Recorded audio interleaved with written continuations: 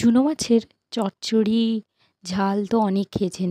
এইভাবে একবার বানিয়ে দেখুন চুনো মাছ দিয়ে তেঁতুল দিয়ে টক। তো প্রথমেই কড়াইতে দিয়ে দিলাম তেল, সর্ষের তেল গরম করে নিয়েছি। এবার দিয়ে দিয়েছি পেঁয়াজ বাটা। পেঁয়াজ বাটাটাকে একটু ভেজে নিয়ে তারপরে দিয়ে দিলাম আদা রসুন বাটা অল্প করে, তারপর দিয়ে দিয়েছি টমেটো কুচি। দিয়ে লঙ্কা গুঁড়ো, ধনে গুঁড়ো, জিরে গুঁড়ো, নুন আর একটু লাল লঙ্কার গুঁড়ো দিয়ে ভালোভাবে মশলাটা কষিয়ে নিয়েছি।